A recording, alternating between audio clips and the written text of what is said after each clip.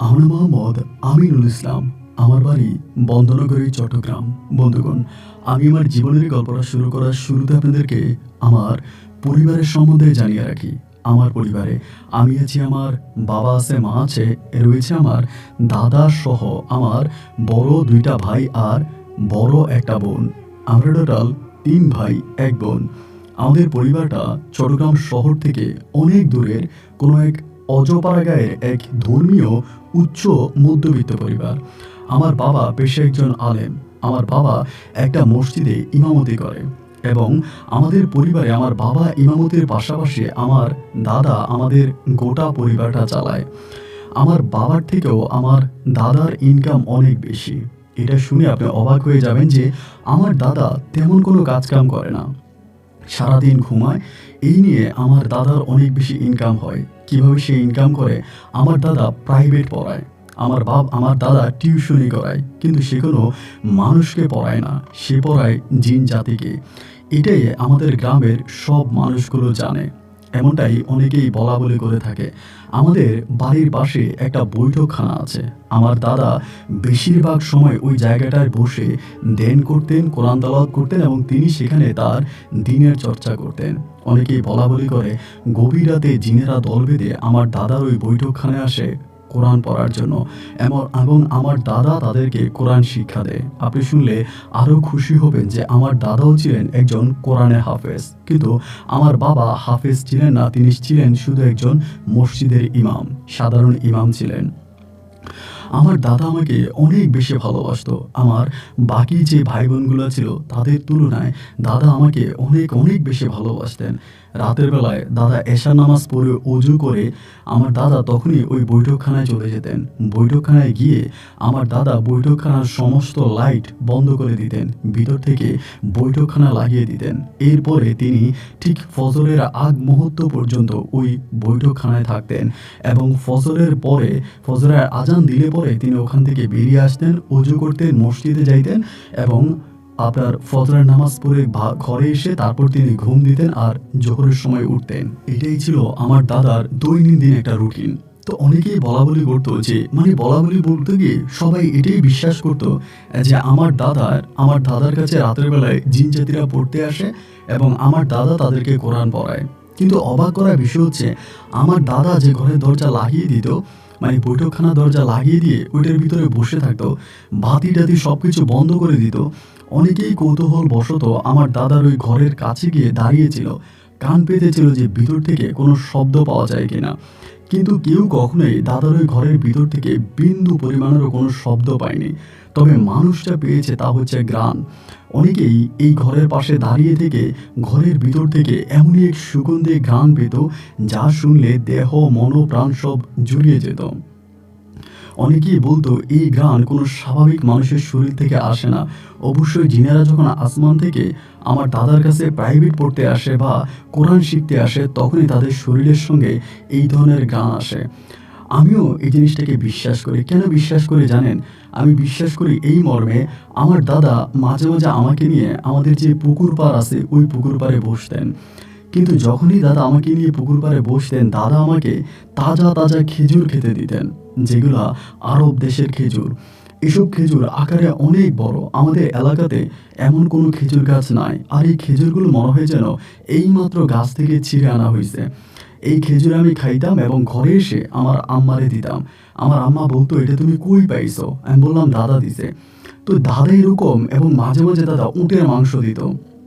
আমার মায়ের আইনা উটের মাংস দিত, যে নাও বৌমা উটের মাংসটা পাকাও, রান্না করো। তো কোত্থেকে মাংস আসে, কোত্থেকে খেজুর আসে, এবং এগুলো না আমরা কেউই বুঝতে পারি না। এবং যদি কোনো সময় আমার বাবা অভাবে পড়ে যায়, ধরেন এই মাসের, আপনারা তো সবাই জানেন যে মসজিদের একজন ইমাম সাহেবের বেতন বা কয় টাকা, অল্প কয়েক টাকা আমার বাবা হচ্ছে বেতন পাইতেন। তো যেই টাকা দিয়ে আমার বাবা ঠিকমতো নিজেই চলতে পারতেন না, তারপরেও পরিবারের অভাব অনটন উনি মেটানোর চেষ্টা করতেন। যখন তিনি অপারগ হয়ে যেতেন, পারতেন না, তখনই আমার দাদা হাল ধরতেন। আমার দাদার কাছে কোনো কিছুর অভাব ছিল না। উনি এমন সব জামা কাপড় পরতেন, এমন সব পোশাক আশাক পরতেন, এবং যা দেখে যে কোনো মানুষের মনে সন্দেহ লাগবে যে লোকটা আসলে কি করে। তিনি তো কোনো কিছুই করে না, তিনি তো সারা দিন ঘুমায় এবং সারা রাত বৈঠকখানায় গিয়ে থাকে। অনেকেই বলে উনি বৈঠকখানায় গিয়ে ঘুমায়। তো যাই হোক, এই জিনিসগুলো দেখতে দেখতে আমরা মোটামুটি প্রায় অনেকটাই বড় হয়ে যাই। আমার দাদা আমাকে দিন ইলাহি শিক্ষা দেয়। আমার দাদার কাছে আমি নিজে কোরআন শিখি এবং সহি শুদ্ধভাবে দাদা আমাকে কোরআন শেখায় এবং দিন ইসলামের এক কঠিন আলো আমার বুকের ভিতর আমার দাদা জাগায় এবং ইসলাম নিয়ে উনি আমাকে এমন সব ব্যাখ্যা দেয়, আমার ভিতরে ইমানের শক্তি অনেক ভালো কাজ করে। এই করতে করতে আমার বয়স তখন প্রায় 17 বৎসরের কাছাকাছি। এই 17 বৎসরে আসার পরে আমি হঠাৎ করে আমার দাদার মাঝে একটা পরিবর্তন দেখতাম। দেখেন, দাদার সঙ্গে আমার সম্পর্কটা ছিল খুবই ক্লোজ ছিল। তো 17 বছর বয়সে এসে দেখি যে আমার দাদা কারোর সঙ্গে খুব বেশি একটা কথা বলে না, জাস্ট কয়েকটা দিন ধরে খুব গম্ভীর হয়ে থাকে। খাবার দাবারের পরিমাণও একেবারে কমাই দিছে, ঠিকমতো খাওয়া দাওয়া করে না। মা খাবার দিতে গেলে ধরেন 3 ভাগের 1 ভাগ খাবার রাখে, বাকি খাবার ফিরিয়ে দেয়। তো আমরাও খুব টেনশনে পড়ে যাই যে কী ব্যাপার, দাদা এরকম হঠাৎ করে খাওয়া দাওয়া কমিয়ে দিল কেন? এইভাবে যদি উনি খাওয়া দাওয়া করে তাহলে তো উনি বাঁচবে না, উনি তো মারা যাবে। বয়স্ক মানুষ, খাওয়া দাওয়া এইভাবে কমিয়ে দিল কেন? আমার বাবাও তখন আমার দাদাকে জিজ্ঞেস করে যে কী ব্যাপার, আপনি খাওয়া কমাইলেন কেন? তখন আমার দাদা আসলে কোনো কিছুই বলতো না, আমারে বেশ ভালোবাসতো। আমিও যদি জিজ্ঞেস করতাম আমাকেও তিনি এটার কোনো সৎ উত্তর দিতেন না। এইভাবে দিন আর রাতগুলো পার হইতেছে এবং আমরা আল্লাহর কাছে প্রার্থনা করতেছি, আল্লাহ আমার দাদাকে তুমি সুস্থ করো, দাদার মনে শান্তি দাও এবং দাদা যেন এই সমস্ত কিছু থেকে বেরোয় একটা ভালো অবস্থানে আসতে পারে। আল্লাহ তুমি এটাই আমার দাদাকে দাও। এইভাবে দিন আর রাতগুলো কাটতেছে এবং কাটতে কাটতে একদিন হলো কি, সকালবেলা ফজরের সময় আমি আর দাদা একসঙ্গে মসজিদে ফজরের নামাজ পড়লাম। ফজরের নামাজ পড়ার পরে এরই মাঝে কয়েকটা দিন ধরে কিন্তু আমার দাদা বৈঠকখানায় যাচ্ছে না। ওই যে রাতের বেলায় যে বৈঠকখানায় যাইতো, ওইখানে কিন্তু কয়েকদিন ধরে দাদা যায় না, রাতের বেলায় ঘুমায়, নামাজ পড়ে। কিন্তু আমরাও কোনো কিছু জিজ্ঞেস করি না যে আপনি এখন বৈঠকখানায় যান না কেন, বা এই বিষয়ে কোনো কিছু জিজ্ঞেস করি না।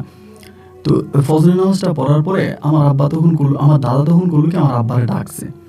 আমার আব্বা তখন আসছে, আসার পরে আমার দাদা আমার আব্বারে বলতেছে, আমিও সাথে ছিলাম। তো আমার বড় যে 2 ভাই আছে, এরা কিন্তু এইসব বিষয়গুলোতে খুব একটা না। এরা বেশিরভাগ বাইরে থেকে পড়াশোনা করে, এরা বাড়িতে খুব বেশি একটা আসেও না। আর আসলে পরেও না, আমার বাবা এবং দাদার সঙ্গে তাদের সম্পর্কটা আমার মতো অতটা ক্লোজ না। তারা তাদের মতো থাকে, তারা তাদের মতো চলাফেরা করে। ওই সময়তে আমার বড় বোনকে কিন্তু বিয়ে দিয়ে দিছে। এটা বড় বোনকে বিয়ে দিয়ে দেওয়ার পরের ঘটনা। তো দাদা ওখানে ডাইকে আমাদেরকে বলতেছে যে আমারে বলে, আমার দিকে তাকিয়ে বলে যে আমি যদি না থাকি তাহলে কি তোর খুব কষ্ট হবে? আমি বললাম যে কি বলেন দাদা, আপনি থাকবেন না মানে আপনি কোথায় যাবেন? উনি বলে, আমার তো মনে হয় চলে যাইতে হবে, সবাই কি পৃথিবীতে সারা জীবন থাকে? আমি বললাম, দাদা এটা কি বলেন? দাদা ওখানে একটা মুচকি হাসি দিয়ে আমাকে কাছে টেনে নিল, ডান হাত দিয়ে দাদা আমার কাঁধের উপরে মাথা রাখলো। আমার আব্বারে বলতেছিল যে দেখ, আমার আব্বার নাম ছিল হুমায়ুন।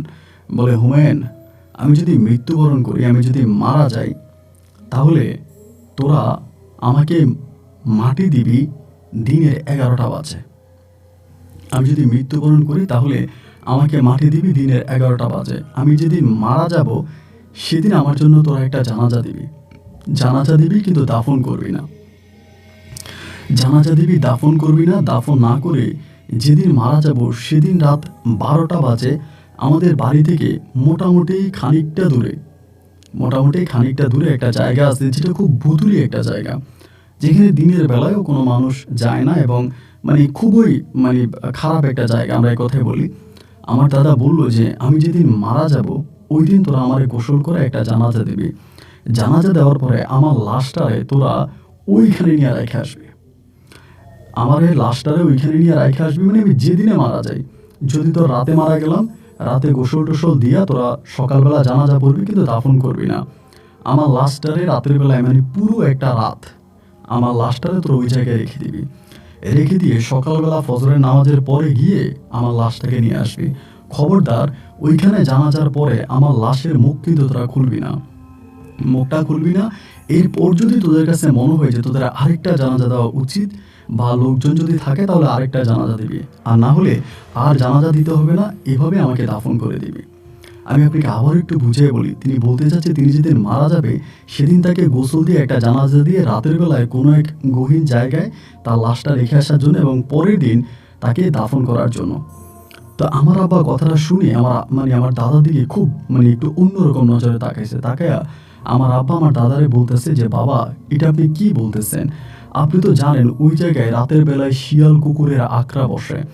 রাতের বেলায় শিয়াল কুকুর ওখানে থাকে এবং সবচেয়ে বড় কথা হচ্ছে যদি গরু ছাগল মারা যায় তখন আমরা ওইখানে ফেলে দিয়ে আসি। এটা একটা পরিত্যক্ত এরিয়া। আমি আমার বাবাকে কেন মারা যাওয়ার পরে যেখানে গরু ছাগল ফেলে দিয়ে আসি ওইখানে কেন আমি আমার বাবাকে ফেলে দিয়ে আসবো? আমার দাদা তখন আমার বাবার মুখের দিকে তাকে একটা মুচকি হাসি দিয়ে বলল, তোরা যে ওখানে গরু ছাগল ফেলে দিয়ে আসিস এটা তোদের জন্য যেমনই উপকার তেমনি অন্য একটা জাতির জন্য আরো বড় উপকার।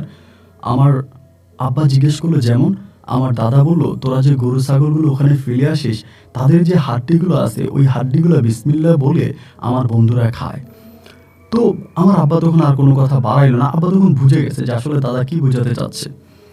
এইটা বলার পরেই তো আমার আব্বা আর কোনো কিছু বললো না। দাদা আর আমি তখন মসজিদ থেকে চলে আসতেছে। ওই দিনও দাদার মনটা খুব বেশি একটা ভালোও ছিল না আবার খুব বেশি একটা খারাপও না। তা আমি দাদারে বলতেছিলাম যে দাদা, আপনি যে আব্বার এটা বইলে আসলেন এটা আপনি কি বললেন? আমরা কি কোনোদিনও আপনার লাশ ওইখানে রেখে আসবো? আমরা কেন আপনার লাশটা ওইখানে রেখে আসবো? আমার দাদা বলে, আমার লাশটা ওইখানে রেখে আসতেই হবে। যদি আমার লাশটা ওইখানে না রেখে এসে তোমরা আমাকে দাফন করে ফেলো বা দাফন করতে যাও তাহলে তোমরা আমারে দাফন করতে পারবা না। তোমরা আমারে দাফন করতে পারবা না, আমার লাশটারে দাফন করতে দিবে না। এখানে একটা ভয়ঙ্কর প্রকৃতির সাথে একটা ভয়ঙ্কর পরিবর্তন ঘটবে। আমি চাই না আমার লাশের সঙ্গে এই ধরনের কিছু ঘটুক। তাই আমি তোমাদেরকে যেটা বলেছি আমি তোমাকেও বলি, আমি মারা যাবার পরে আমার লাশটাকে তোমরা এক রাতের জন্য সে জায়গায় রেখে আসবা। পরের দিন সকালবেলা ফজরের পরে গিয়ে লাশটা তোমরা নিয়ে আসবা। তবে খবরদার এরই মাঝে মধ্যরাতে কেউ আমার লাশ দেখার জন্য সেখানে যাবা না। যদি যাও তাহলে বড় ধরনের ক্ষতি হবে। দাদা এই কথাগুলো শুনে শুনে বাড়িতে আসছি। আসার পরে আমি মায়ের কাছে আসছি। মায়ের কাছে এসে বাবা কিন্তু তখনও মসজিদে, বাবা আসে নাই। আমি বাড়িতে এসে মারে বলতেছি, মা তুমি কি জানো এক ঘটনা ঘটছে? আমার আম্মা বলে, কি ঘটনা? আমি বললাম এই ঘটনা। দাদা বাবারে ডেকে এই কথাগুলো বলছে। কথাগুলো বলার সঙ্গে সঙ্গে আমার মায়ের চোখে পানি চলে আসছে। আমার মা কিন্তু আমার দাদাকে অসম্ভব রকমের ভালোবাসতেন। আমার দাদাকে নিজের বাবার মতো আমার মা দেখতেন। দাদাকে অনেক করতেন। তো মা যখন এটা শুনলো, শুনে সঙ্গে সঙ্গে মা কান্না করে দিছে। মা কান্না করতে আমার বলতেছে, আমিনুল রে, ঘটনা তো তাহলে খারাপ। আমি বললাম, কে আমার কি হয়েছে? মা বলে, তো দাদা তো তাহলে মারা যাবে, তো দাদা তো মরণের ডাক চলে আসছে এবং এই জন্যই তুমি এই কথাগুলো বলছে। তো এই মা এই কথা বলেই করলো কি, মা আমার দাদার ঘরে গেছে। দাদার ঘরে গিয়েই মা সম্ভবত কান্নাকাটি বা এই টাইপের কিছু শুরু করছে। দাদা তখন ওখান থেকে আমরা জোরে জোরে ডাক দিয়েছে, আমিনুল আমিনুল। ডাক দেওয়ার পর আমি তখন দৌড়ে গেছি। যাওয়ার পরে দাদা খুব রাগ করে, ওই দিন খুব রাগ হয়েছে দাদার। রাগ হয়ে দাদা আমার মায়ের বলতেছে যে তোর মায়ের এখান থেকে নিয়ে যা, তোর মায়ের এখান থেকে নিয়ে যা, তোর মায়ের এখান থেকে নিয়ে যা। আমি মায়ের বলতেছি, মা চলো, দাদা যেহেতু বলতেছে তুমি চলো। মা যাচ্ছে না, মা দাদার পায়ের কাছে বসেই আছে। তো আমার দাদা লাস্টে আমার মায়ের বলতেছে, আরে বোকা, তুই আমার সুখ চাস না, আমার শান্তি চাস না, আমি ভালো থাকি রে, তুই চাস না? আমার মা বলে, হ্যাঁ আমি চাই আপনি ভালো থাকেন। আমার দাদা বলে, যদি এই পৃথিবী থেকে আমি চলে যেতে পারি তবেই আমি ভালো থাকতে পারবো। পৃথিবীতে আমি যতটা সুখে আছি তার থেকেও 1000 গুণ বেশি সুখে আমি মৃত্যুর পরে থাকবো। এই কথাগুলো যখন আমার দাদা বলতেছে, আমার মা তখন বলতেছে, আপনি এটা কি বলেন, আপনি এটা কি বলেন, আপনি এটা কেমন কথা বলেন? এগুলো বলতেছে। বলা বলির একটা পর্যায়ে আমার দাদা তখন রাগ হওয়ার পরে আমি মারে টাইনা টুইনা ঘর থেকে বের করে ফেলি। বের করে মা তখন আসলে আর পারতেছে না, কান্নাকাটি করে এই করে সেই করে। জোহরের নামাজের পরে তখন আমার আব্বা বাড়িতে আসছে, বাড়িতে খাইতে আসছে, খাবার খাইতেছে। এমন সময় মা তখন আব্বারে বলতেছে, আপনি কি জানেন আব্বা নাকি এটা বলছে? আমার আব্বা বলে, হ্যাঁ আমার কাছেই তো বলছে। আমার মা বলে, তাইলে কিন্তু আপনার আব্বা বাঁচবে না, আমরা কিন্তু যেভাবে পারি ওনারে বাঁচাবো। আমার আব্বা তখন আমার মায়ের মুখের দিকে তাকিয়ে বলতেছে, কি বলো? একটা মানুষ যদি দুনিয়া ছেড়ে চলে যায় তারে কি আর আটকানো যায়? তার তো আর আটকানো যায় না। এই কথা শুনে আমার মা খুব কান্না করতেছে। তো খুব কান্না করতেছে, আমারও মনের ভিতর তখন ডাক দিয়ে বসছে যে না, আমার দাদা মনে হয় আর থাকবে না, আমার দাদা মনে হয় কিছু না কিছু একটা হয়ে যাবে। এই করতে করতে তখন আপনার সন্ধ্যা হয়ে গেছে। সন্ধ্যার পরে ওই রাতটা আমাদের জীবনে মনে হয় সবচেয়ে ভয়ঙ্কর একটা রাত ছিল। সন্ধ্যা হওয়ার পরে আনুমানিক রাত্র প্রায় আপনার 11টার দিকে শুরু হয় ঘটনাটা। 11টার দিকে না, আমাদের বাড়িতে প্রচুর মানুষের হাঁটার শব্দ শোনা যায়।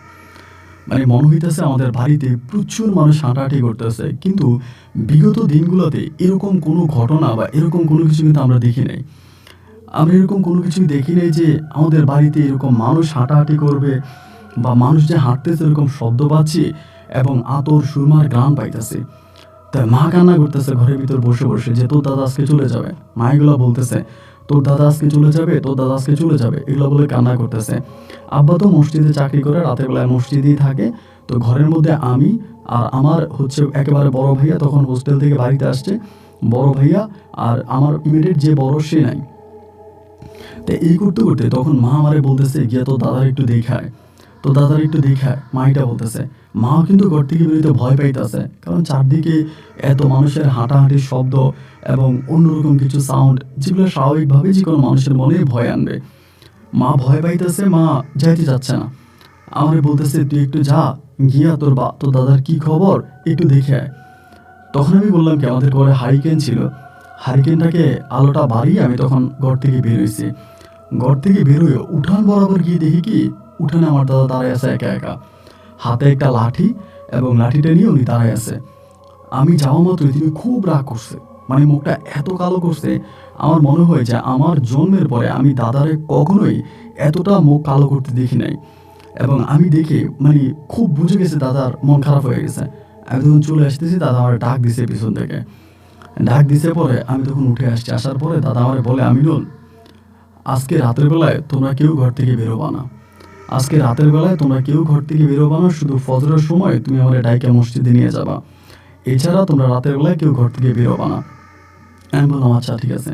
এখানে দাদা কিন্তু আরেকটা বিষয় আমার আব্বাকে বলছিল যে আমি ওটাকে বলতে ভুলে গেছিলাম। বলছিল আমার মৃত্যুর পরে যাতে কখনো কেউ কোনোদিন আমার কবরটাকে মাজারের রূপ না দেয়, কোনো মাজার না বানায়। এবং আমার দাদা তার জীবন দশায় কোনোদিন কাউরে একটু পানি পড়াও দেয় নাই। মানে এমন একটা মানুষ ছিলেন, কাউরে এক ফোঁটা পানি পড়াও তিনি দেয় নাই। তিনি কবিরাজি একদমই পছন্দ করতেন না। মানে এই কবিরাজ দ্বারা মানে কবিরাজি কাজ করা, তাবিজ দেওয়া, তারপরে জিন দিয়ে কাজ করানো, এই জিনিসগুলো আমার দাদার খুব অপছন্দ ছিল। যেহেতু আমার দাদা জিনকে পড়াইতেন বা জিনদেরকে কোরআন শিক্ষা দিতেন, সেই কারণে অনেক মানুষ কিন্তু আমাদের বাড়িতে আসতো। মাঝের মধ্যে অনেকে আমাদের বাড়িতে আসতো, কেউ পানি পড়া নিয়ে, কেউ তাবিজ পড়া নিয়ে, কেউ অসুস্থ এটা সেটা নিয়ে আসতো, কিন্তু কোনোদিন আমার দাদা কাউরে একটা চার ফোঁকো করে নাই। দাদা একটা কথাই বলতো, চিকিৎসা করার মালিক, ভালো করার মালিক আল্লাহ। যদি চাইতে হয় তোমার ঘর থেকে তুমি আল্লাহর কাছে চাও, আমি চাইলে যা, তুমি চাইলে তার থেকেও ভালো, আমার চাওয়ার চেয়েও তোমার চাওয়া আরও ভালো হবে। তুমি আল্লাহর কাছে চাও, আল্লাহই শেফা দান করবে, আমার কাছে চাইছো না। তো অনেকে এরকম খোলাখুলি বাবা আমার আব্বারে মানে দাদারে বলতো যে আপনার সঙ্গে তো জিন আছে, আপনি তো জিন দ্বারা কাজ করান, বা আপনি তো জিনের প্রাইভেট পড়ান বা জিনদেরকে পড়ান, তাই একটা কাজ করেন না, আপনার সঙ্গে যে ভালো জিনগুলো আছে তাদেরকে বলেন না কিছু একটা করতে। আমার দাদা তখন খুব রাগ করে বলে যে জিনদেরকে আল্লাহ মানুষের উপকারের জন্য পাঠায় নাই, আল্লাহ জিনদেরকে দুনিয়াতে পাঠাইছে আল্লাহর ইবাদত করার জন্য, তারা আমার উপকার করবে না, এই সমস্ত উল্টাপাল্টা কথা বলবেন না। এইভাবে দাদা প্রচণ্ড রেগে যেতেন, যে বা যারাই ধরেন জিন দ্বারা কোনো কিছু আমার দাদাকে বলতে আসতো দাদা খেপে যাইতেন। এমন করে আমার দাদা আর কখনোই কোনো মানুষের মানে এগুলো করতেন না।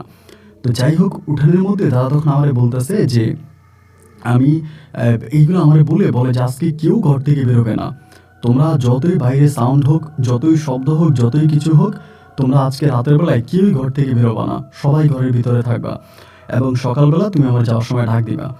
এই বলে আমি তখন ঘরে আসছি। আসার পরে মা বলতেছে কিরে কিরে আমিনুল কি হয়েছে? আমি বললাম তুমি যে আমারে পাঠাইলা, দাদা আমার এটা বলে দিছে। আমি দেখি যে দাদা উঠানে দাঁড়ায় আছে একা একা। আমার মা তখন আমার বলে তোর দাদা উঠানে একা কেন দাঁড়ায় আছে, তুই জিজ্ঞেস করলি না? আমি বললাম মা, দাদা যে পরিমাণের ক্ষেপে আছে, দাদার মুখের দিকে তাকানো যাচ্ছে না, দাদা অনেক রেগে আছে আমার উপরে। এর মাঝে আমি আবার দাদাকে জিজ্ঞেস করবো যে উঠানে কি করে? তুমি এসব উল্টাপাল্টা অবাস্তব কথা বললো না, আমি এগুলো বলতে পারবো না।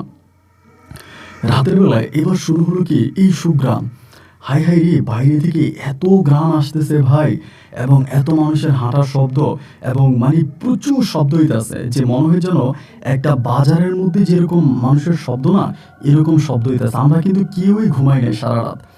আমি, মা এবং আমার বড় ভাইয়া আমরা সবাই জেগে আছি যে কী হইতাছে। মানে আমাদের বাড়িটা আবার একটু আলাদা বাড়ি ছিল, গ্রামের অন্য বাড়িগুলোর থেকে বেশ আলাদা, এবং দাদাই বাড়িটা আলাদা করেই বানায়।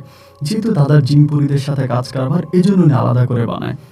তো এবার হলো কি, রাত্র আমাদের যেটুকু মনে আছে প্রায় রাত 3:30টার দিকে এই আস্তে আস্তে আস্তে আস্তে করে এগুলা বন্ধ হইতেছে। মানে চমচমানি, হাঁটা, শব্দ করা, এই জিনিসগুলো রাত্রে প্রায় 3:30টার দিকে আস্তে আস্তে করে একটু একটু করে বন্ধ হয়ে যাচ্ছে। রাত 3:30টার দিকে তখন পুরোপুরিভাবে এটা বন্ধ হয়ে গেছে। বন্ধ হয়ে যাওয়ার পরেই যখন এটা বন্ধ হয়ে গেল, আমি তখন আম্মারে বলতেছি, আম্মা এখন তো আর কোনো শব্দ করতেছে না, দাদাকে ডাকবো তাহাজ্জুদের নামাজ পড়ার জন্য। আমার মা তখন বলে, তোর দাদা কি বলছে? আমি বললাম, দাদা বলছে ফজরের নামাজ পড়তে যাওয়ার সময় আবার মানে দাদারে ডাকার জন্য, আর ফজরের আজানের আগে আমরা যেন কেউ ঘর থেকে না বেরোই। আমার মা বলে, যদি এটাই বলে থাকে তাহলে আর তুই এখন যাইস না, গেলে তোর দাদা আবারও রাগ করবে। আমরা বসে আছি, কি আজান দেয় না কেন? আসলে কি জানেন, অপেক্ষা করলে না সহজে সময় যেতে চায় না। কোনো একটা ডেটের জন্য আপনি বসে থাকবেন, দেখবেন কি সময় যাবে না। তা কোনোভাবেই সময় যাইতেছে না, আমরা অপেক্ষা করতেছি, আর সময় যায় না কেন, সময় পাস হইতেছে না। এমন করে সময়গুলো কাটতে কাটতে কাটতে কাটতে আলহামদুলিল্লাহ একটা সময় ফজরে আজান দেয়। ফজরে আজানটা শেষ হওয়া মাত্রই আমি তখন ঘর থেকে বেরিয়ে যাই। তখন কিন্তু চারদিকে একেবারে মোটামুটি শান্ত হয়ে যায়, কোনো শব্দ নেই। প্রায় আজানের অনেকক্ষণ আগ থেকে, প্রায় ঘন্টাখানিক আগ থেকেই এই ধরনের শব্দগুলো, মানে হাঁটা চলা বা সুঘ্রাণ নাকে আসা, এগুলো কিন্তু বন্ধ হয়ে গেছে পুরোপুরিভাবে, তখন কিন্তু বন্ধ। এবার আমরা তখন করলাম কি, ঘর থেকে বেরোইছি। আমি বেরোয় চারদিকে শান্ত গিয়েই দাদার তখন ডাক দিব মানে দাদার দরজাটা ধাক্কা দিলাম, দিয়ে যে দাদার ঘরের দরজাটা খোলা। ঘরের দরজা খোলা দেখে আমি একটু অবাক হয়ে গেলাম, কি ব্যাপার, দাদার ঘরের দরজা খোলা কেন? এবং এরপরে আমি ঘরের দরজা খোলা দেখে আমি ঘরে ঢুকে গেছি। ঘরে ঢুকে দেখি কি, জামা দাদা শুয়ে আছে, এবং শুয়ে মানে তখন কিন্তু গরম পড়তেছিল, শীতকাল না গরমের কাল। এরপরও দাদা একটা কাঁথা গায়ে দিয়ে আছে, এবং কাঁথাটা এমন সুন্দর ভাঁজ করা আছে, মানে এত সুন্দর করে ভাঁজ করে দিয়ে রাখছে যে অবাক হয়ে যাবেন। এবং আমার দাদার গায়ে পাঞ্জাবি, মাথার মধ্যে টুপি। দাদা কিন্তু কোনোদিনও পাঞ্জাবি পরা অবস্থায় ঘুমাইতো না, সবসময় গেঞ্জি আর লুঙ্গি পরে ঘুমাইতো, আর টুপি তো মাথায় দিয়ে রাতে ঘুমাতেন না। দেখলাম কি তার মাথার মধ্যে টুপি, পাঞ্জাবিটাও গায়ে, কাঁথাটারে খুব সুন্দর করে মনে হয় কে যেন দিয়ে রাখছে। এবং এই পর্যায়ে আমি তখন গিয়েই দাদার দিলাম ডাক। 2টা ডাক দেওয়ার পরে আমি দেখলাম যে আমার দাদা মরে একেবারে শক্ত হয়ে আছে। আমি তখন দিছি চিৎকার দেওয়ার সঙ্গে সঙ্গে মা তখন পাশের ঘর থেকে দৌড়ে গেল, এবং দৌড়িয়ার সঙ্গে সঙ্গে আমার বড় ভাইও গেছে। যাওয়ার পর দেখতেছে এই ঘটনা, মা একটা চিৎকার দিয়ে জ্ঞান হারিয়ে ফেলছে, ওইখানে একটা চিৎকার দিয়ে আমার জ্ঞান হারিয়ে ফেলে। এবং আমি আর বড় ভাইয়া তখন ছিল, আমাদের বাড়িটা একটু আলাদা বাড়ি, আশেপাশে তো তেমন মানুষ নাই। তো এবার আমি বড় ভাইয়ের বলতেছি যে আব্বারে ডাক দেওয়ার জন্য। আব্বা যেহেতু মসজিদে, আমাদের এলাকার মসজিদেই, তা আব্বারে ডাক দেওয়ার জন্য। তো তারপর আমরা যাইতেছি, যেহেতু মা জ্ঞান হারিয়ে ফেলছে, পরিবার তো আর কেউ নেই দাদা ছাড়া। আমরা বসে আছি একটু আলো ফোটার জন্য। তো যেহেতু আমি নামাজ পড়তে যাই নাই, ফজরের নামাজ পড়তে যাই নাই, আমার দাদাও যায় নাই, আমার আব্বা তখন করলো কি, অন্য একটা লোকের বললো যে আপনারা জামাত পড়ান, আপনারা জামাতে নামাজ পড়ান। আরেকটা লোককে মানে ইমামের দায়িত্ব দিয়ে আমার আব্বা তখন সিরাতেই বাড়িতে আসছে। এবং উঠানের কাছাকাছি এসে আব্বা তখন চিৎকার শুনতেছে। চিৎকার শুনে আব্বা দৌড়ে আসে, এবং আসার পর দেখে যে এই ঘটনা। তো এরপরে আব্বা বলে, কিভাবে কি হয়েছে? আমি তখন আব্বারে বললাম যে আব্বা এই ঘটনা। আমার আব্বা বলে, তা তোমরা যে রাতের বেলা এরকম শব্দ পাইতেছিলা, আমারে ডাকলা না কেন? আমারে যা ডাক দিতা। আমি বললাম, আমি ঘর থেকে বেরোইছিলাম মধ্যরাতে, এবং বের হওয়ার পর দেখতেছি যে এই ঘটনা দেখতেছি।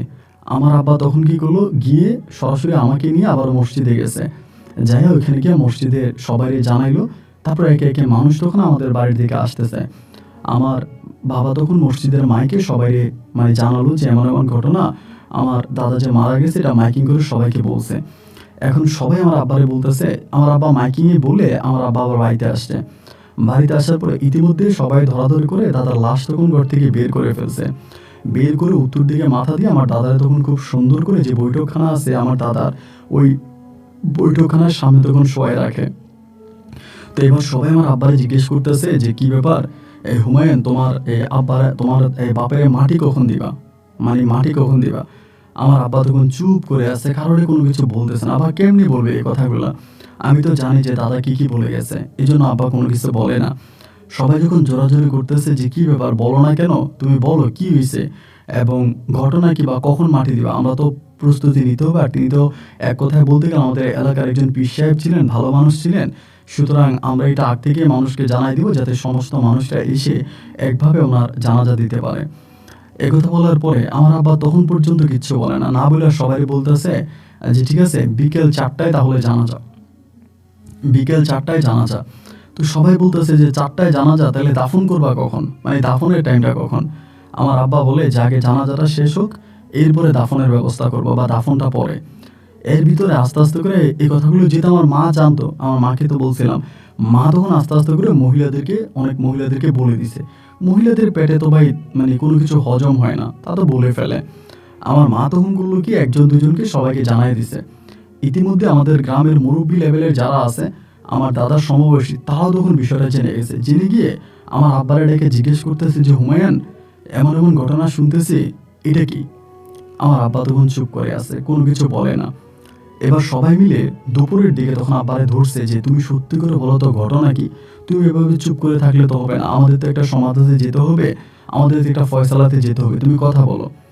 আমার আব্বা তখন সবাইকে জানাইলে এমন এমন ঘটনা যে তিনি তো মৃত্যুর আগে আমাকে আর আমার ছেলেকে এই কথাগুলো বলে গেছে। তো সবাই বলতেছে আমার আব্বারে, হুমায়ুন তুমি কি পাগল হয়ে গেছো? তোমার আব্বা একটা কথা বলে গেছে, ঠিক আছে, যেখানে গরু মরলে, ছাগল মরলে, আমাদের গৃহপালিত পশু মরলে আমরা সেই জায়গার মধ্যে দিয়ে আসি, ওখানে ফালাই দিয়ে আসি, ওইটা একটা পরিত্যক্ত একটা খারাপ জায়গা, এবং উনি একজন ভালো মানুষ, ওনার লাশটা কেন আমরা রাতের বেলা ওখানে রেখে আসবো? না না না, তুমি এই কাজ ভুলেও করো না, আমরা জানাজা দিয়ে লাশ দাফন করে ফেলবো, এটা ভালো হবে না। উনি কোন মতে বলে গেছে এটা ওনার বিষয়, কিন্তু ওনার লাশটাকে আমরা রাতের বেলায় ওখানে রেখে আসাটাকে নিরাপদ মনে করি না। আর সব কিছু বাদ দাও, ওই জায়গার ভিতরে প্রচুর পরিমাণের শিয়াল কুকুর থাকে, লাশটা যদি আমরা রাতের বেলা ওখানে রেখে আসি, তাহলে তো শিয়াল কুকুর মিলে লাশটাকে চিরিবিরে খেয়ে ফেলবে। এটা তুমি কি বলতেছো? না না না, এটা হতেই পারে না, এই কাজ ভুলেও করা যাবে না। আমার আব্বা সবাইকে বলতেছে আপনারা বলেন করা যাবে না, কিন্তু এটা করা ছাড়া তো আর কোনো পথও আমার কাছে খোলা নাই, আর কোনো উপায় তো আমার নাই, এটা করাই লাগবে। আমার আব্বা এটা বলার পরে সবাই তখন আমার আব্বাকে বলতেছে তুমি কি কি বলো এগুলা? লাস্ট পর্যন্ত তখন প্রায় বিকেলে যে টাইম দিছে আমার আব্বা, ওই টাইমে আমার দাদা তখন জানাজা সম্পূর্ণ হয়। জানাজা সম্পূর্ণ হয়ে কবরও খোঁড়া হয়, মানে কবরও খুঁড়ে ফেলে। তো এমন সময় আমি আব্বারে বলি সবাই লাশ দাফন করে ফেলবে, এমন একটা প্রস্তুতি নিচ্ছিল। তো আমি তখন আব্বারে বললাম যে আব্বা, এমন এমন ঘটনা, মানে দাদা তো বলে গেছে যে যদি আমরা দাদা লাশ দাফন করার চেষ্টা করি এক রাত ওইখানে না রাখা, তাহলে কিন্তু বড় ধরনের ঘটনা ঘটতে পারে, মানে অলৌকিক কিছু ঘটতে পারে। তা এইটা বলার পরে আমার আব্বা তখন করলো কি, আমার সঙ্গে কথাবার্তা বলে তখন কবরস্থানে গেছে, আমিও পিছিয়ে পিছিয়ে গেছি। কবর কিন্তু তখন খুলে ফেলে। আমার আব্বা তখন করলো কি, কবরে নামছে, নাইমা মাগো বলে চিৎকার দিয়ে আব্বা উঠে গেছে সাথে সাথে। তা সবাই বলতেছে কি ব্যাপার হুমায়ুন, তুমি নাইমা আবার উঠে গেলা কেন? আমার আব্বা তখন বলতেছে না, এই কবরে লাশ এখন দাফন করা যাবে না, কবরের মাটি প্রচুর গরম। তখন কিন্তু সবাই কবর করে উঠে গেছে, সবাই কবর করে উঠে গেছে। এরপরে এমনই এক ঘটনা ভাই, গ্রামের প্রত্যেকটা মানুষ কবরে পা রাখছে, কবরের মাটিটা মনে হয় কি জানেন, মানে পোড়া মাটির মতো হয়ে গেছে। কিন্তু এরকম না যে মাটি আপনার মানে আগুনের মতো পুড়ে কালো হয়ে গেছে, এরকম না, মাটি যেমন আছে তেমন, কিন্তু মাটিতে প্রচুর পরিমাণের আপনার গরম, মানে মনে হয় যেন নিচ থেকে গরম আসতেছে, এত গরম, আগুনের হাট বেরোইতেছে। যে পাড়া দিতেছে কবরে সেই বলতেছে, কিন্তু যারা কবর খুলছে এদের সঙ্গে কিছুই হয় নাই, এদের পায়ে গরমও লাগে নাই, এরা কবর টবর খুলে রেডি করে ওর উপরে বসে আছে। এর ভিতরে আমার আব্বা নামছে, তো এরকম ঘটনা করছে। আমার আব্বা তখন সবাইকে বলতেছে যে না, এই লাশ দাফন করা যাবে না, আমার বাবা যেভাবে বলছে সেভাবে লাশকে আমরা ওখানে রেখে আসবো।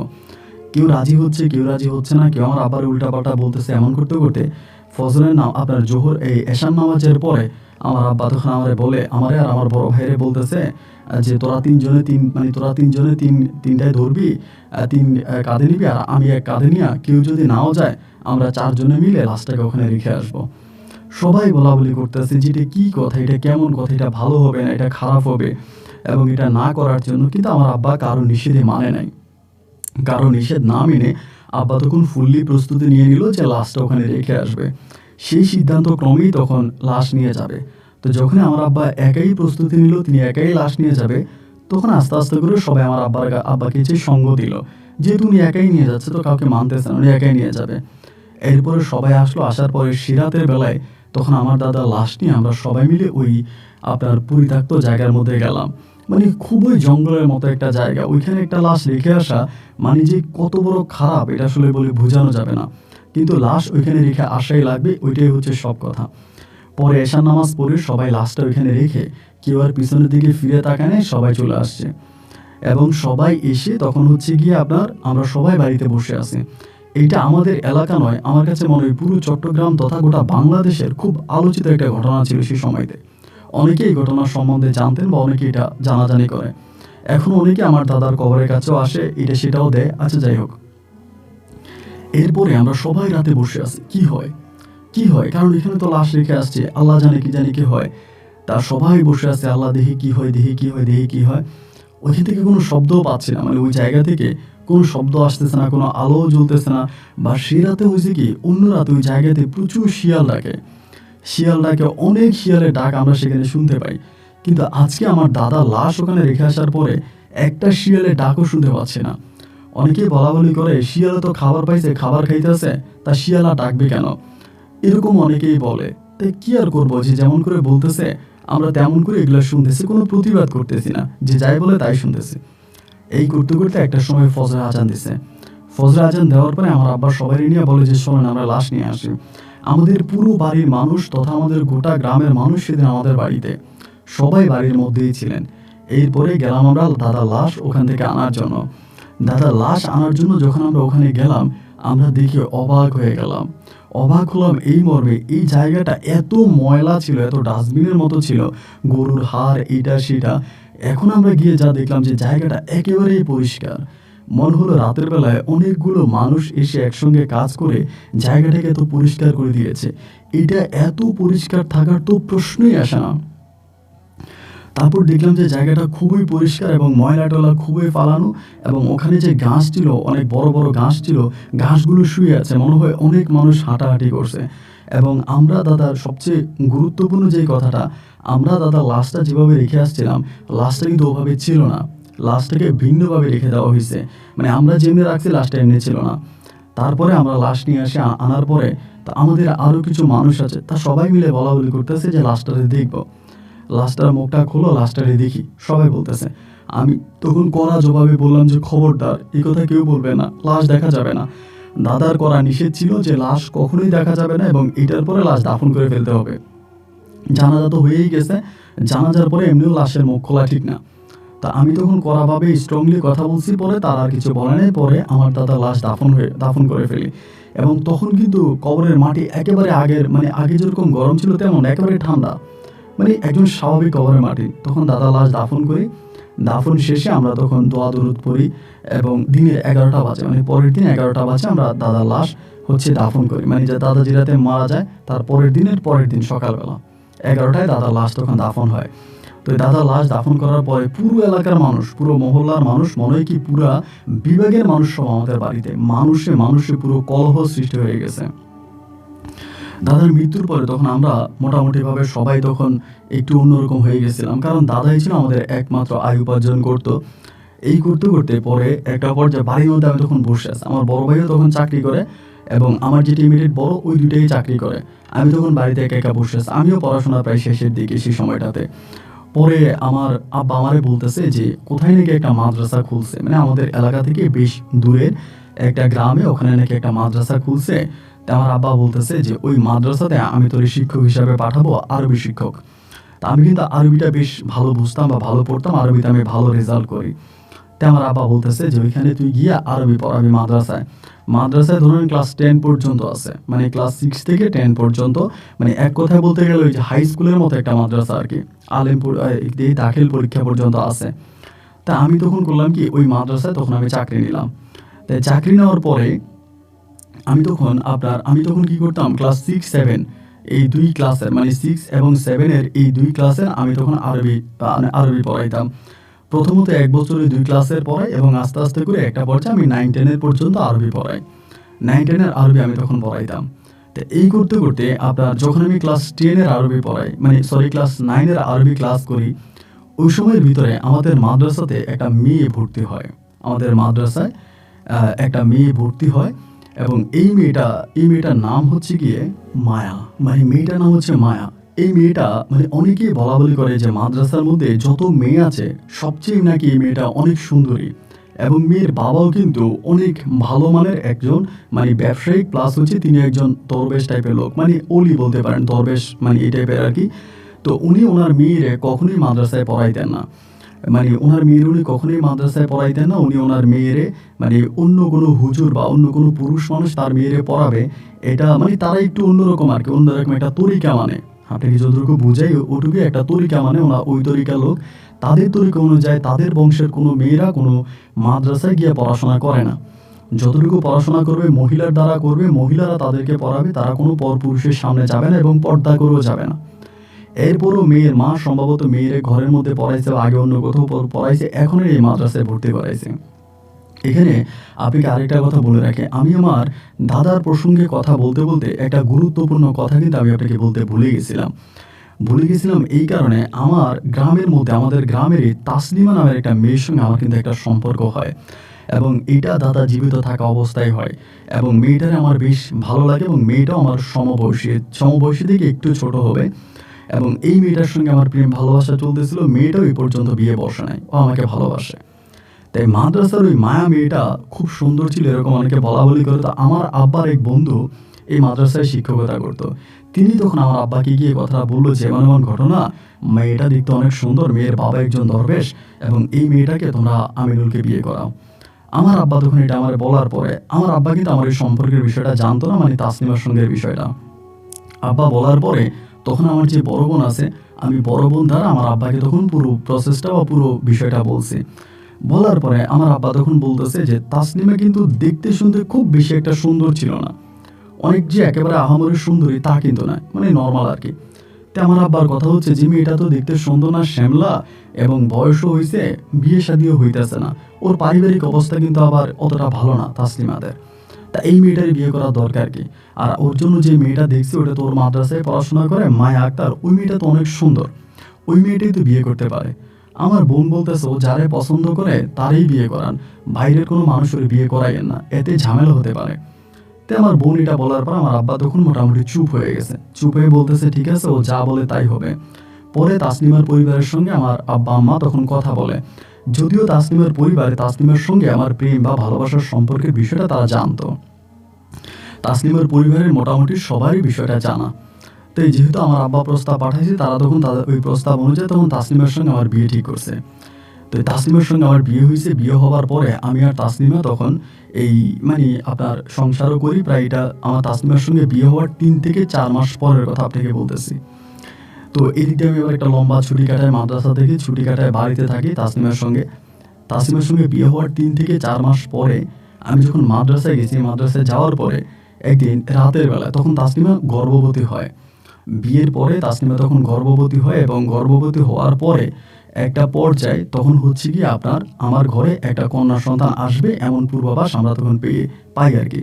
তো পাওয়ার পর আমিও তখন সেদিন বাড়িতে থাকি। এখন তো ধরেন আপনার মানে মানে সিজার হয় বা হসপিটালে নিয়ে যায় এরকম, তখন আপনার মানে সিজার ওই টাইপের কিছু হইতো না। তবে আমার মা কিভাবে জানি আলট্রা করাইছে বা কেমনে জানতে পারছে যে মেয়ে হবে, এটা আম্মা কিভাবে জানতে পারছে আমি জানি না, এটা আম্মার কোন কুদরত, আম্মা কিভাবে বলছে। তো যাই হোক, যেদিন ওর বাচ্চাটা হবে, ওই মানে বাচ্চা আমার বিয়ের প্রায় 1.5 বছরের পরের কথা বলতেছি।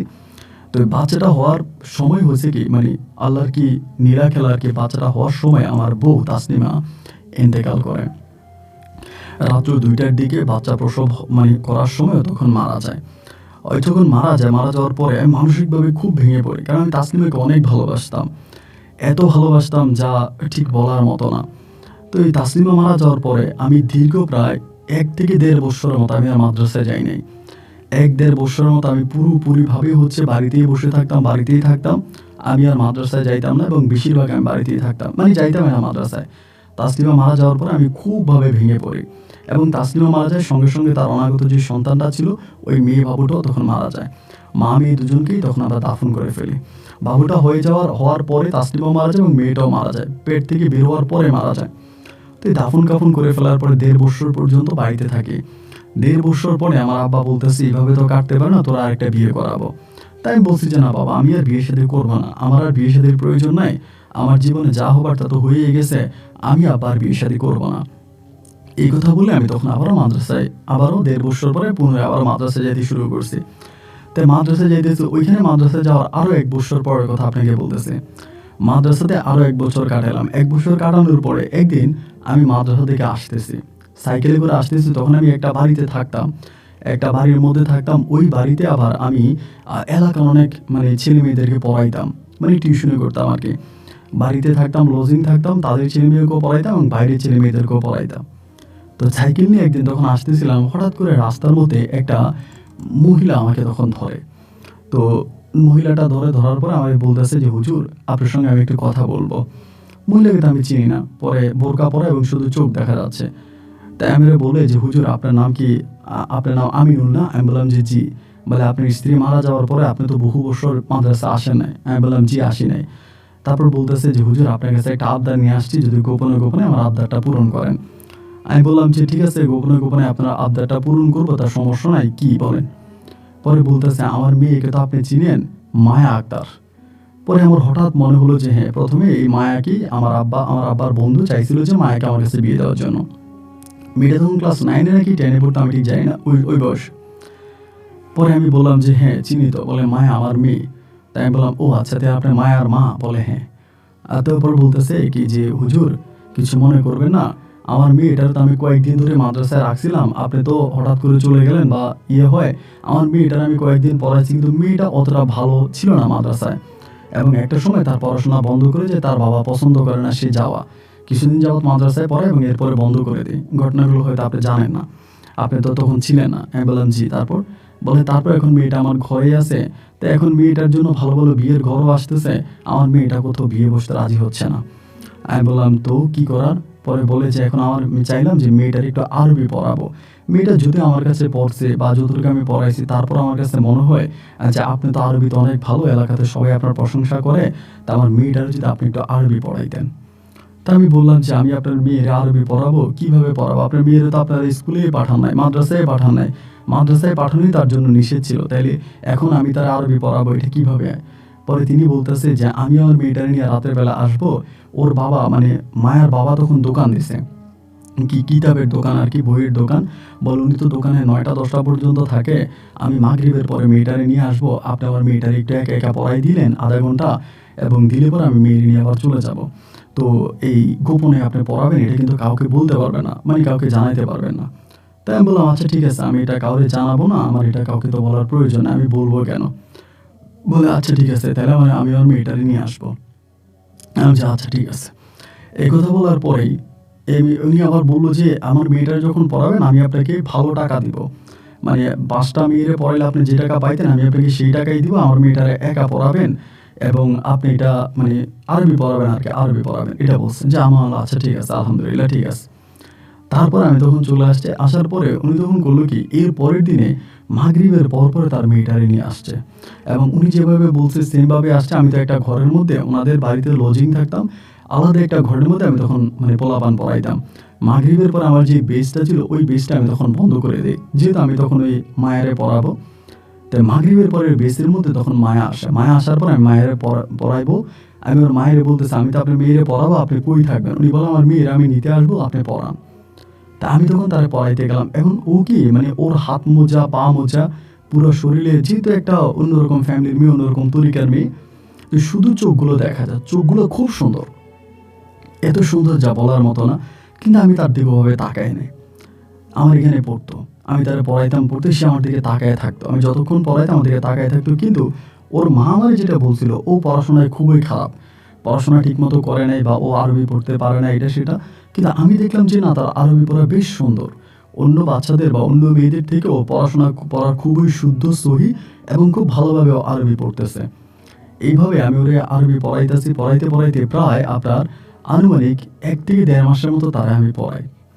1-1.5 মাস পরে একদিন হইল কি, আমি তারে পড়াইতে আসি রুমের মধ্যে, আমি যে রুমে আছি ওই রুমের মধ্যে তারে পড়াইতে আসি। 1-1.5 মাস পরের কথা আপনাকে বলতেছি। তা 1-1.5 মাস পরে তারে পড়াইতেছি, এমন সময় আমি যে বাড়িতে থাকতাম আর কি, ওই বাড়ির যিনি মালিক তিনি আমারে রাতের খাবার দেওয়ার সময় বলে যে হুজুর, আপনার একটা কথা জিজ্ঞেস করি। আমি বললাম কি? বলে আপনি রাত 10টা-11টা পর্যন্ত বাচ্চা পড়ান, কিন্তু মাগরিবের পরে পড়ান না কেন? এই সময়টা গ্যাপ কেন? তা আমি বললাম যে আমি তো ওই সময় পড়াই, ওই সময় একজনে পড়াই। পরে বলে কি একজনে পড়ান? আমি বললাম হ্যাঁ একজনে পড়াই। উনি বলে এটা কি বলেন? আজকে তো সন্ধ্যার পরে আমি আপনার রুমের ভিতরে জানালা দিয়ে দেখলাম রুমের মধ্যে কেউ নাই, আপনি একা একা পড়তেছেন। আমি তখন বললাম এটা আপনি কি বলেন? আপনি এটা কি বলেন? ওনার নাম ছিল সোলেমান। আমি বলছি সোলেমান সাহেব এটা আপনি কি বলেন? আমি তো একটা মেয়েরে পড়াই, কিন্তু মেয়ের পরিচয়টা দিতে পারবো না, গোপনে একটা মেয়েরে পড়াই। পরে তিনি আমারে বলে আপনি কি আমাকে বোকা ভাবেন নাকি? আমি কি আপনার সঙ্গে দুষ্টুমি করতেছি? আমি আপনার বাবার বয়সী। আমি জানালা দিয়ে অনেকক্ষণ তাকাইছিলাম, আপনি একা একাই পড়তেছিলেন, আপনার সঙ্গে আর কেউ ছিল না। পরে আমি বললাম এটা আপনি কি বলতেছেন? আপনি শিওর? বলে হ্যাঁ আমি শিওর, মানে 100% শিওর। আপনি একা একা পড়তেছিলেন, ঘরে বাতি জ্বলতেছিল।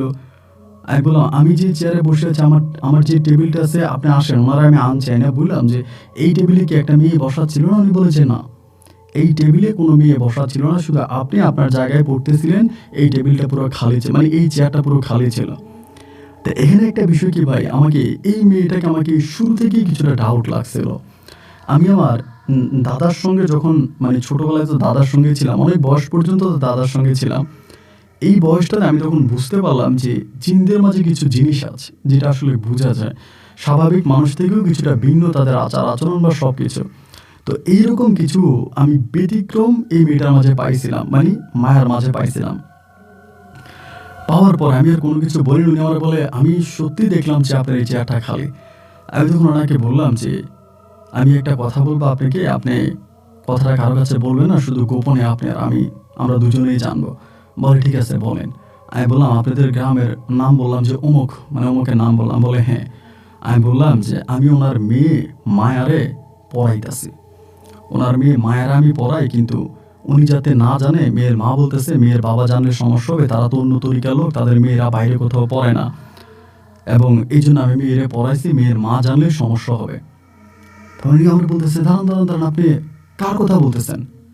আমি মেয়ের বাবার নাম বললাম যে অমুকের মেয়ে। উনি বলে আপনার কি মাথা খারাপ হয়েছে? আপনি এগুলো কি বলতেছেন উল্টাপাল্টা কথা? আমি বললাম মানে উল্টাপাল্টা কথা মানে? পরে বলে আরে ভাই এগুলো কি বলেন আপনি? এই মেয়ে তো বহু আগে মারা গেছে। হ্যাঁ বহু আগে মারা গেছে? বলে হ্যাঁ বহু আগে মারা গেছে, আমি তো নিজে এই মেয়ের কবরে দাফন করছি। এই মেয়ে তার পরিবারের সাথে ঝগড়া করে, মায়ের সাথে, পরিবারের সাথে, তার বাবার সাথে ঝগড়া করে মেয়ে বিষ খেয়ে মারা গেছে। আমি বলি দেখেন আমি তারা আজকেও পড়াইলাম, আজকে মাগরিবের সময় সে আসছে, আমি তারা পড়াইলাম, আর আপনি আমারে বলতেছেন যে, উনি বলে ওই মেয়ে মারা গেছে, আপনি আমার সঙ্গে চলেন। মানে তখন তিনি আমাকে জোর করে টেনে মেয়ের বাড়িতে নিয়ে গেছে, মানে মায়েদের বাড়িতে। মায়েদের বাড়িতে নিয়ে যাওয়ার পরে ইতিমধ্যে মায়ের আব্বা তখন দোকান বন্ধ, তিনি তখনও ব্যবসা করতেন, দোকান বন্ধ করে ঘরে যাইয়া তিনি ডাক দিল। কয়েকটা ডাক দেওয়ার পরে, সুলেমান সাহেব ডাক দেওয়ার পরে মায়ের বাবা তখন বের হয়েছে। পরে সুলেমান সাহেব বলতেছে যে, ডাইকা বলতেছে আপনার মেয়ে মায়া যে মারা গেছে আনুমানিক কত মাস হবে বা কত ডেট হবে, ওই তখন পুরো ডেটটা বলতেছে, এবং নিজে আমাকে ওই মেয়ের কবরের কাছে পর্যন্ত নিয়ে গেছে। কিন্তু এই মেয়েটা যে মারা গেছে এটা আমি জানতাম না। মেয়েটা প্রথমে তার নানার বাড়িতে থাকতো, নাকি কোথায় জানি থাকতো জানি না। এরপরে মেয়েটাকে আমাদের মাদ্রাসায় কিছুদিনের জন্য এনে ভর্তি করে, এবং এরপরে আমার ওয়াইফের সমস্যার কারণে আমি যখন আবার চলে যাই বাড়িতে, তখনই মেয়েটার পড়াশোনা বন্ধ হয়ে যায়, এবং আমি মাদ্রাসায় যখন ছিলাম না তখনই মেয়েটা আত্মহত্যা করে মারা যায়। এটা আমি কারো মুখে শুনি না বা কেউ আমাকে বলে নাই। পরে আমি বললাম যে আমার সঙ্গে এটা কী হইল। তারপরে মানে সুলেমান সাহেবও বলতেছে, এবং মায়ের বাবা তার বিষয়টা জানা না, তিনিও তখন চলে গেছে। আমি সুলেমান সাহেবকে বললাম যে আমার সঙ্গে এটা কী হইল। উনি বলে আপনি যা বলতেছেন এটা তো আমারও বিশ্বাস হয় না, এটা কীভাবে সম্ভব? একটা মানুষ এত মাস পরে মারা গেল, এরপরে সে কীভাবে আপনার কাছে আসে? তা তো হতেই পারে না। এটা তো আপনি কি তাহলে দেখছিলেন? আমি বললাম যে না, আমি তার চেহারা দেখি নাই, আমি তার চেহারা দেখি নাই, শুধু আমি তার চোখগুলো দেখতাম, কিন্তু তার চোখগুলো অনেক সুন্দর ছিল। তিনি বলে আমার কাছে মনে হয় এটা কোনো মানুষ ছিল না। আচ্ছা যাই হোক, যেটাই হয়েছে আপনি সব ভুলে যান। একথা বলার পরেই তখন আমি করলাম কি, ওই রাতের বেলায় নামাজ পড়ে আমি তখন শুইতে গেলাম। শুইছি পরে ভাই আমি রাতের বেলায় তার স্বপ্ন দেখতেছি। কি আমি কিন্তু মায়ের কখনোই দেখি নাই, মানে শুধুর চোখগুলো, আমি যখন ওরা পড়াইতাম ওর চোখগুলো একটু আপনি বিদেশিদের চোখের মতো ছিল, করাতে করাতে টাইপের, একটু অন্যরকম চোখ ছিল আর কি, একদম সুন্দরী মানুষের বা বিদেশিদের চোখ যেরকম এরকম। তারপরে হলো কি, স্বপ্নের মধ্যে সে আসছে বোরকা পরা অবস্থায়, আয়সা আমারে বলতেছে যে আপনি আমার সাথে এরকমটা কেন করলেন স্বপ্নের মধ্যে? আমিও স্বপ্নের মধ্যে মনে যেন আমিও সজাগ, আমি তার উত্তর দিতেছি যে আমি কি করলাম। বলে আমি আপনাকে ভালো লাগে, আমার আপনাকে ভালো লাগে, আমি যে কোনো একটা কৌশল ধরে আপনার কাছে আসছি, আপনি আমাকে এভাবে কেন তাড়াই দিলেন? আমি আপনাকে পছন্দ করি, আমি আপনার সঙ্গে থাকতে চাই। এগুলো বলাবলি করছে। বলাবলি করার পরে আমি যখন মোটামুটি মানে এগুলো বলতেছে, হ্যাঁ? বলার এই রাত্রে এগুলো বলছে, বলার পরে পরের দিন সকালবেলা আমি মাদ্রাসায় না গিয়া আমি টোটালি বাড়িতে গেছি। যেহেতু এই ধরনের ঘটনা আমার সঙ্গে ঘটে গেছে বিগত কয়েক মাস ধরে এবং রাতের বেলা এরকম স্বপ্নে দেখছি, তাহলে তো আর এভাবে হতে পারে না, এভাবে তো কাটতে পারে না। আমি গিয়ে ঘটনা আমার আব্বাকে জানাইলাম, পুরো ঘটনা যে আব্বা এই ঘটনা আমার সঙ্গে তো এটা হইছে, আমি এটা স্বপ্নে দেখছি, এমনি এমনি ঘটনা। আব্বা শুনে বলতেছে, তো এটা তো আগে বললি না কেন?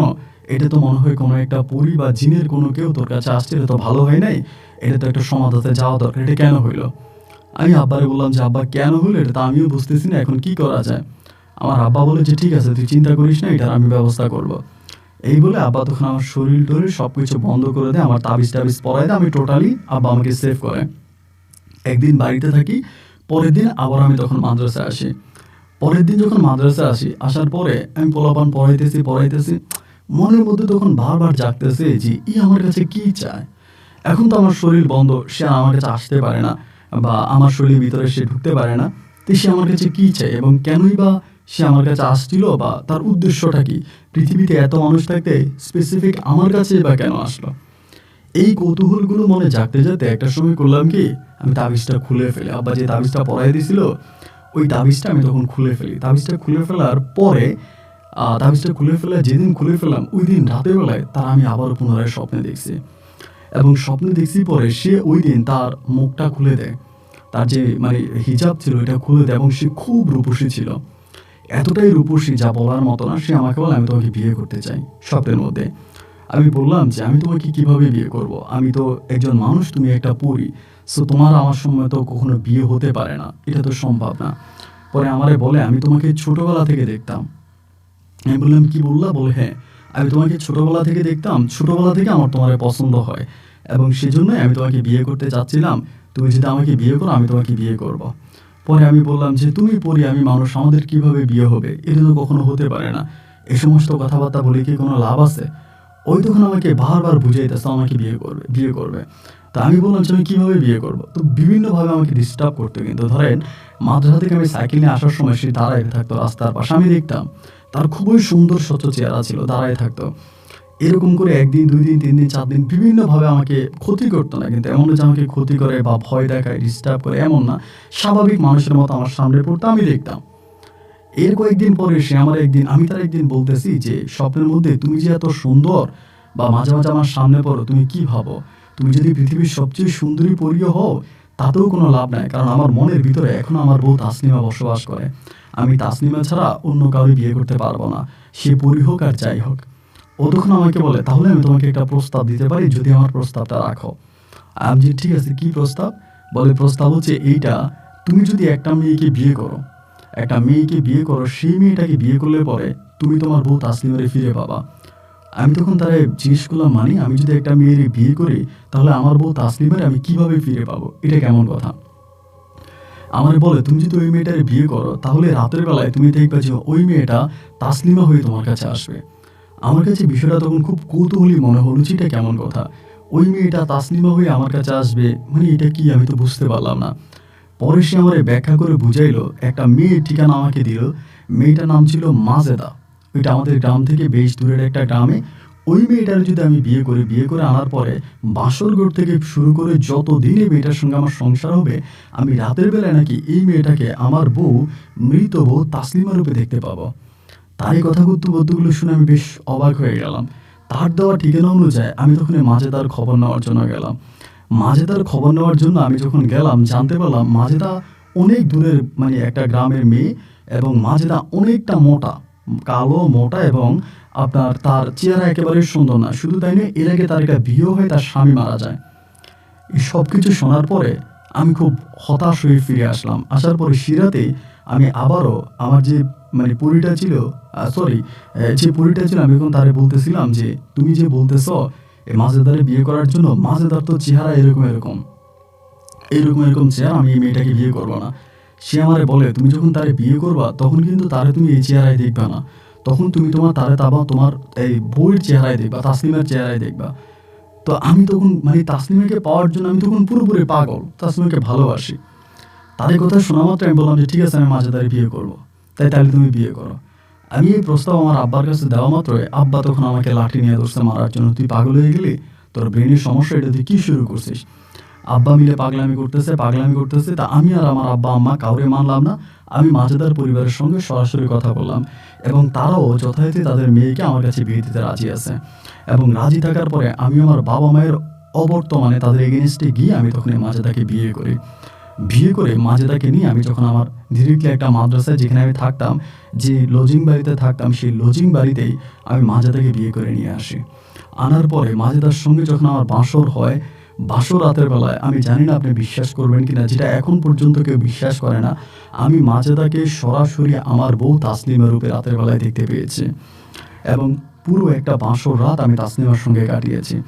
দিনের বেলায় আমি মাজেদাকে মাজেদা রূপে দেখতাম, ওর হাঁটা চলাফেরা সব কিছু, কিন্তু যখনই রাতের বেলায় আমার ভিতরে ওর জন্য বাসনা জাগতো, ভিতরে আবেগ আসতো, ঠিক তখনই আমি মাজেদাকে আমার বউ তাসলিমা রূপে দেখতে পেতাম। রাতের বেলায় মনে হয় যেন সূর্য ডুবে গেলে মাজেদা তাসলিমা রূপ ধারণ করে, আবার সূর্য উঠে গেলে মাজেদা তার রূপেই থাকে। এবং মাজেদাও ওই জিনিসটা জানতো না। ও আমাকে মাঝে মাঝে বলে যে আপনি আমাকে রাতের বেলায় এত ভালোবাসেন আর দিনের বেলা আমার চেহারার দিকেও কেন তাকান না বলেন তো। এইভাবে প্রায় 5 থেকে 6 মাসের মতো কেটে যায়। এই 5-6 মাস কেটে যাওয়ার পরে আমার বাবা তখন আমাদের সম্পর্কটা মেনে নেয় যে না ঠিক আছে, তাহলে তুই বাড়িতে আয়। তা আমি তখন কী করলাম, বাড়িতে গেছি, এই মাজেদাকে নিয়ে বাড়িতে গেছি। বাড়িতে যাওয়ার পর সবাই তখন ছিচে করতেছে, মানে মাজেদা হাঁটাচলা করতে পারতো না, বেশ মোটা এবং অনেক কালো, চেহারা একেবারে সুন্দর ছিল না। তো কীভাবে আমার সঙ্গে কী হইতো সব কিছু কিন্তু আমি জানি না, বাট আমি রাতের বেলায় মাজেদাকে ওই তাসলিমা রূপে দেখতে পেতাম। এইভাবে সময়গুলো কাটতে কাটতে একটা পর্যায়ে আমার পরিবার তখন কিছুটা সন্দেহ করে ফেলে এবং মাজেদাও তাদের কাছে মনে হয় কোনো কিছু বলে তারাও তখন সন্দেহ করার পরে একদিন আমার আব্বা কী করলো, আমারে দৌড়ে কি জানি দোয়া পড়ছে, পরে আব্বা তখন আমারে কিছু দোয়া টোয়া পরে আমার একটু পানি পড়া খাওয়াই দিছে রাতের বেলায় পানি পড়া খাওয়াই দেওয়ার পরে সে রাতের বেলায় আমি মাজেদাকে মাজেদা রূপেই দেখতে পাচ্ছি। মাজেদাকে আমি তাসলিমা রূপে দেখি না। রাতের বেলায় তখন আমার মাথা খারাপ হয়ে গেছে। আমি তখন চিৎকার করতে শুরু করছি, চেঁচামেচি করতে শুরু করছি। আমার আব্বা তখন দৌড়ে ঘরে আসছে, আমার এসে কী হয়েছে, আমি বলি এরকম করতেছিস কেন। আমি বললাম আব্বা আমার কিছু ভালো লাগে না, আমি এটা কারে দেখতেছি, আমার বউ তাসলিমা কই। আমার আব্বা বলে তোর বউ তাসলিমা কই মানে, তোর বউ তাসলিমা তো মারা গেছে, তাসলিমা কোথা থেকে আসবে।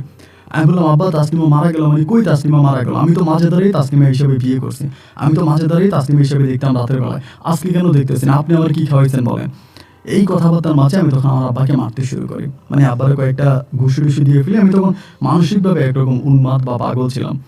এর ভিতরেই আমার বড় ভাইয়া তারা এসে ধরে আমারে মারে, এই মানে আমার শুরু হয় আর কি। এই তখন থেকে রাতের বেলা আমি পুরো পাগল হয়ে যাই। আমি এক রাতেই যখন আমি মাজেদাকে তাসলিমা রূপে দেখি না, আমি তখনই পাগল হয়ে গেছিলাম। কী করি না করি আমার কোনো হুঁশ নাই। এবং এভাবে আমি তখন রাস্তার মধ্যে সারাদিন শুধু রাস্তার মধ্যে তাসলিমা বলে দৌড়াইতে থাকতাম। এবং আমার আব্বা তখন আমার অনেক চেষ্টা করছে ভালো করার জন্য, বা আমি আব্বারে দেখতেই পারতাম না, আব্বার কাছে যেতাম না, আব্বারে দেখলে আমি মারতাম, আব্বারে দেখলে লাঠি নিতাম, বাঁশ নিতাম, আব্বারে পিটা, বাবার সঙ্গে কথা বলবো না, শুধু রাস্তার মধ্যে দৌড়াইতাম, তাসলিমা কই খালি তাসলিমা করতাম। এবং এরকম করে দীর্ঘদিন অতিবাহিত হওয়ার পরে একটা পর্যায়ে আমি মানে আমার আর সেন্স নাই, মানে আমি টোটালি পাগল হয়ে যাই। তো পাগল হওয়ার আগের যে স্মৃতিগুলো মনে আছে, আমি রাস্তার মধ্যে দৌড়াইতাম, শুধু বলতাম, যারা দেখতাম তারাই বল ভাই আমার তাসলিমা কই। তো 1 বছর নয় 2 বছর নয়, আমি দীর্ঘ প্রায় টানা 6টা বছর পাগল ছিলাম। এই 6 বছরের কোনো স্মৃতি আমার মনে নাই। শুধু আমার আব্বা আম্মা এটাই বলতেছিল 6 বছর পরে যে আমি নাকি শুধু বলতাম তাসলিমা কই, শুধু তাসলিমা করতাম। যাই হোক, একটা পর্যায়ে 6 বছর পরে আমি যখন সুস্থ জীবনে আসি, স্বাভাবিক জীবনে আসি, আসার পর আমার পরিবার তখন আবারও ধরে টরে খুবভাবে আমাকে আরেকটা মেয়েকে বিয়ে করায়, যার নাম হচ্ছে সুলতানা। এবং এই আরফিন সুলতানা, আমি আরফিন সুলতানাকে বিয়ে করার পরে আল্লাহর অশেষ রহমতে আমার 2টো পুত্র সন্তান হয় এবং আমার স্ত্রীকে নিয়ে আমি বর্তমান জীবনে অনেকটা সুখে আছি। তা আমার স্ত্রী আপনার গল্পগুলো শুনে তার অনুরোধে আমি আর আমার স্ত্রী দুজনেই মিলে আমার ঘটনাগুলো আপনাকে লিখলাম, যদি পারেন আপনি রেকর্ড করবেন। ভালো থাকবেন, আসসালামু আলাইকুম। প্রিয় বন্ধুগণ, সবাইকে অনেক বেশি ধন্যবাদ এই পর্যন্ত আমার সঙ্গে থেকে চট্টগ্রামের ভাই আমিনুল ইসলামের জীবনের এই ভয়ানক বাস্তব গল্পটা শোনার জন্য। আমিনুল ইসলাম একজন ভালো পরিবারের সন্তান ছিলেন এবং তার সঙ্গে যেটা হয়েছে এইটা সে ইচ্ছে করেই সে ফাঁদে পড়েছে।